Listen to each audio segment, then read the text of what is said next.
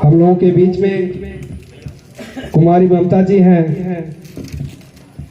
हम छात्रावास परिवार की तरफ से आपका स्वागत और अभिनंदन वंदन करते हैं।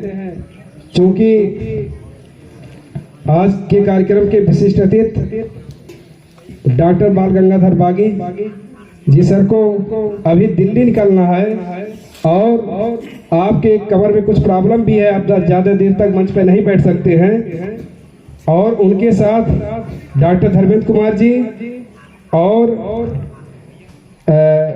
डॉक्टर नागेंद्र कुमार जी, आपको भी दिल्ली जाना है। इसीलिए हम देर ना करते हुए सबसे पहले डॉक्टर आजाद कुमार जी को बुलाना चाहते हैं कि आप आए और विषय का ध्यान रखते हुए बाबा साहब के जीवन पर प्रकाश डालने का काम करें।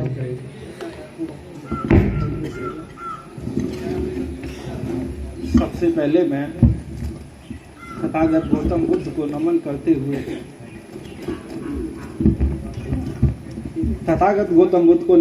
हुए बाबा साहब के चरणों में अपने श्रद्धा सुमन अपनी श्रद्धांजलि अर्पित करता हूँ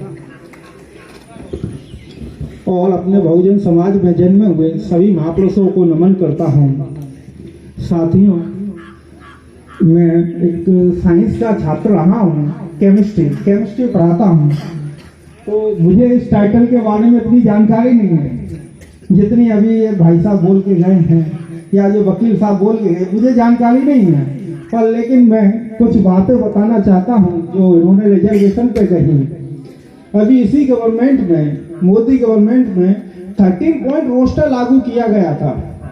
उस 13 पॉइंट रोस्टर का मतलब समझते हैं आप क्या है कि हमारे यूनिवर्सिटी लेवल पर या किसी भी लेवल पर नौकरियां मिलना बहुत मुश्किल हो जाएंगी। जो 21% या 27% रिजर्वेशन है वो ना के बराबर हो जाता, किसी को कुछ भी पद नहीं मिलता। तब मैं उस समय लखनऊ में था। उस 13 पॉइंट रोस्टर के विरोध में मैंने पहला आंदोलन निकाला पूरी यूपी से।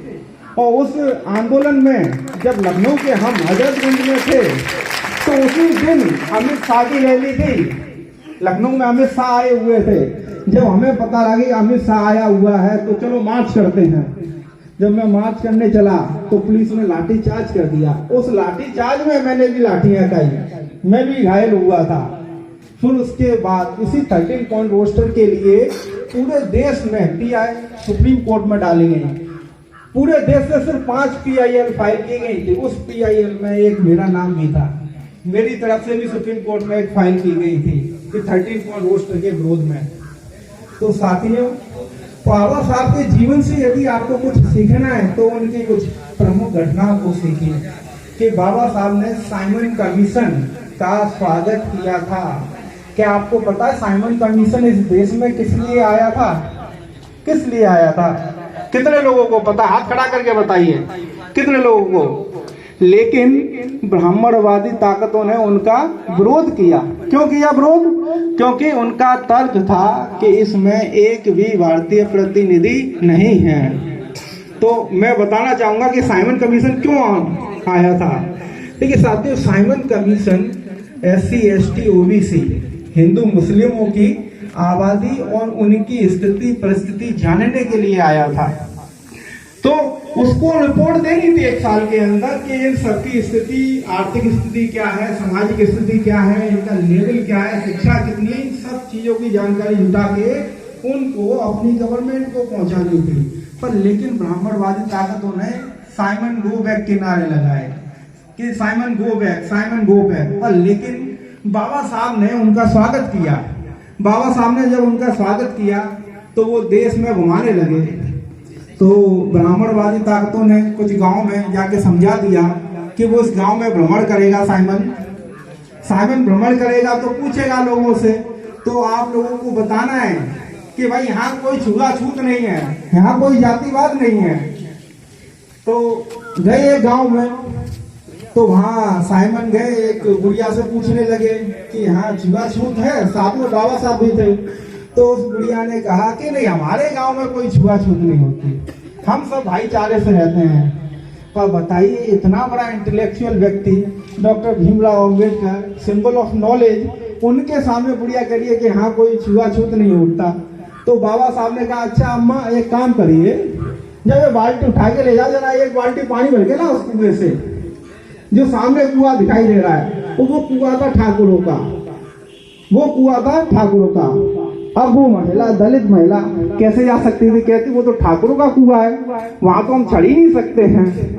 तो तुरंत साइमन समझ गया कि वाकई में यहाँ इस देश में बहुत कठिन, बहुत खतरनाक परिस्थितियां छुआछूत की, इसीलिए महिला नहीं जा पा रही है।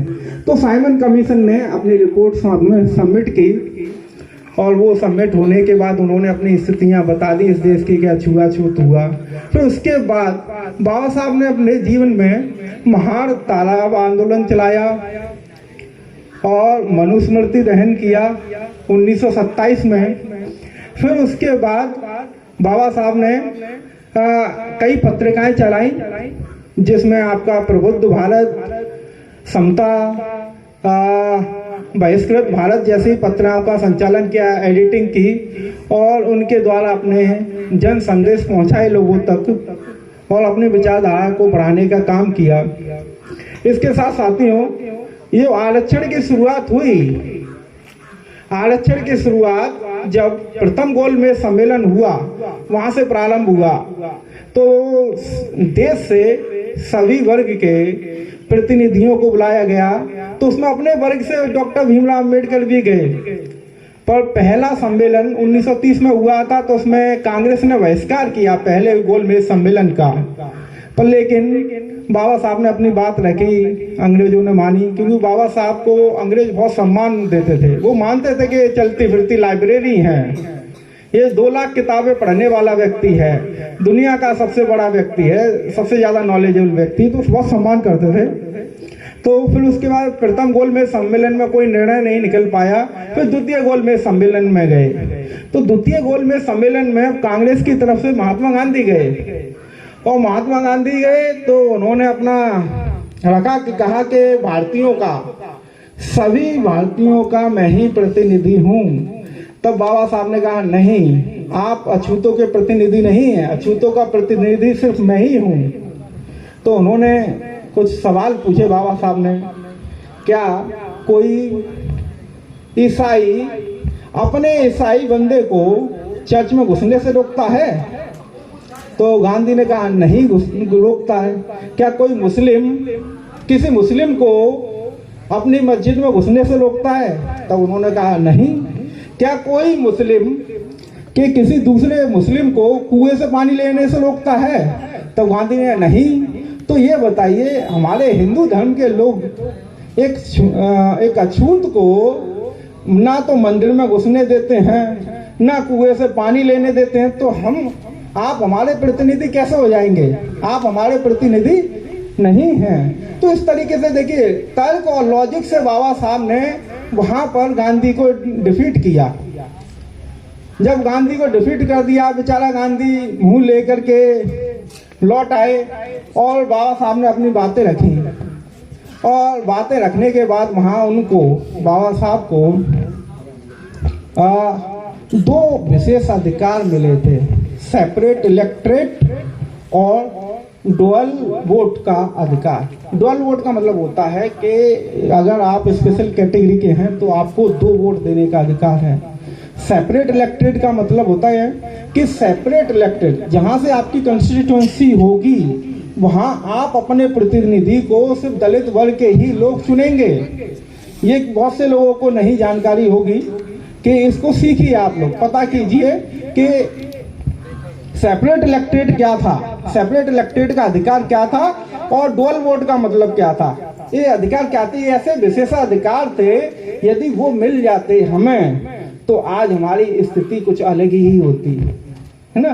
पर लेकिन जब 1932 में जब हमें अधिकार मिल गए और अंग्रेजों ने लागू कर भी दिए, तो आकर के जब लौट के आए तो गांधी जी सीधे आमरण अनशन पर बैठ गए। आमरण अनशन पर क्यों बैठे?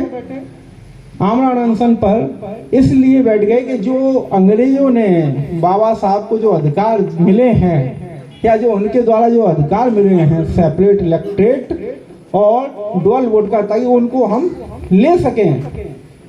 तो फिर उसके बाद क्या होता है कि गांधी जी आमरण अनशन पे बैठ गए। बाबा साहब पे इतना दबाव बनाया ब्राह्मणवादी ताकतों ने, कहा कि हम आपके लोगों को मार देंगे, हम उनको जीने नहीं देंगे, हम आपको नहीं छोड़ेंगे। बाबा साहब के ऊपर हमले कराए गए, लेकिन बाबा साहब निडर थे, कहा कि आप मुझे मरवा दो लेकिन मैं अपने समाज को मिले हुए अधिकारों को नहीं छोड़ूंगा, चाहे कुछ भी हो जाए। ऐसे थे हमारे बाबा साहब, ऐसे थे हमारे सिंबल ऑफ नॉलेज, जो निडर होकर के हमारे अधिकारों के लिए वहां लड़े और अपनी जान की बाजी लगा करके भी डटे रहे। फिर आखिरकार जब समाज का दबाव बना, फिर बाबा साहब पूना पैक्ट के लिए राजी हुए। तो वहाँ जो हम लोगों को रिप्रेजेंटेशन मिलना था, जो 78 सीटें मिल रही थी डुअल वोट के लिए, पर लेकिन वहाँ डुअल वोट और सेपरेट इलेक्टेड को खत्म करा दिया गया और वहाँ सिर्फ सिंगल रिप्रेजेंटेशन रहा। रिप्रेजेंटेशन मतलब रिजर्वेशन रहा। तो रिजर्वेशन में तय हुआ कि डबल सीटें कर दी गई। डबल सीटें करने पे राजी हुए। तो बाबा साहब जब पूना पैक्ट हुआ, जब साइन करने से पहले, तो गांधी ने कहा ठीक है हम इस पैक्ट में ये लिखवा देते हैं कि अछूतों का मंदिरों में भी प्रवेश दिया जाए। पर लेकिन बाबा साहब ने कहा नहीं नहीं, मंदिरों में प्रवेश नहीं चाहिए। जो राजकीय बजट होता है उसमें हमें बजट चाहिए। जो भी राजकीय बजट हमें मिलेगा उसका कुछ अंशदान हमें भी मिलना चाहिए, हमारी एजुकेशन पर खर्च होना चाहिए, है ना। तो ये बाबा साहब की लड़ाई थी। या बाबा साहब ने हम लोगों के लिए ब्राह्मणवादी ताकतों से लड़के हमें जो हक अधिकार दिए हैं, है ना, उन्हीं की बदौलत आज हम हैं। और इसीलिए अब आज आपके सामने मैं हूँ तो सिर्फ बाबा साहब की बदौलत हूँ। मैं आगरा का निवासी हूँ। बाबा साहब मेरी भूमि पर एक बार आए थे, तो उन्हीं का संदेश पा करके आज हम लोग हैं आपके सामने समक्ष हैं और आपके सामने वक्तव्य दे रहे हैं। संक्षेप में रखने के लिए कहा है बात, और साथ ही बातें बहुत हैं। और एक साइंस का छात्र, साइंस का टीचर आप लोगों के सामने क्या बोल सकता है। तो इन्हीं बातों के साथ मैं चलिए बात खत्म करता हूँ। जय भीम, नमो बुद्धाय।